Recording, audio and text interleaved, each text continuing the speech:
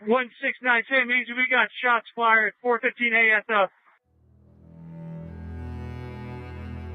Brady, he was a second day officer. You know, he was 2 days out of the academy, and we find ourselves in the middle of an active shooter under a barrage of gunfire.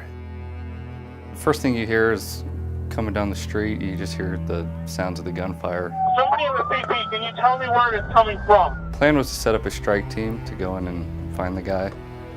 But as soon as we got out of the car, he focused all his fire on us. It was just all around you, just felt like it was coming from everywhere. Top, down, left, right, it just felt like it was coming from everywhere. He looks over at me and he says, you know, where's it coming from? And he kind of pops his head up a little bit.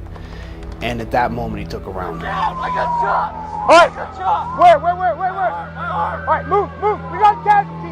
One of the rounds came and hit me in the back of my shoulder, went through my arm, out my bicep area, went into my chest and shot down my body.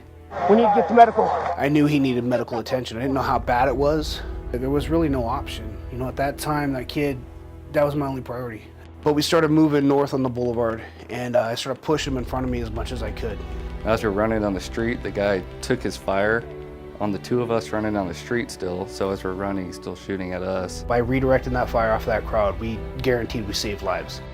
I didn't know I was hitting the chest, and he saw I was, so he knew he had to get me to medical immediately. I gotta get you to ambulance. At that point, it changed everything. It was a matter of minutes. My absolute focus was on Brady at that point. I mean, there was nothing else for me to do. You know, I looked across the street and I could see a couple patrol vehicles, and I started pushing Brady across the street. I took somebody's car. I'm taking this car! We hit the freeway, and we were at UMC within minutes. But it felt like I was driving to Utah, and I couldn't allow him to lose consciousness, so I started asking him about his life, you know, his family, his girlfriends, his pets, anything I could do to get him talking. How many girlfriends you got, bro?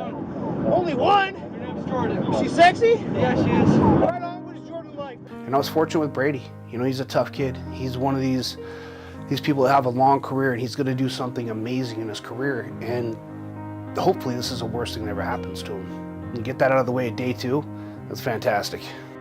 I mean, he showed a lot of heart that night, a lot of heart, and you can't teach that to somebody. His parents did a great job with him. I think the hardest part about the whole thing is just the fact that it happened. And you've got to be willing to give everything to make sure that even if you don't go home, somebody else does. Everyone coming together and jumping in and doing a part, and the way the community came together afterwards, and all the outreach and the support everyone gave the following days and weeks and months afterwards.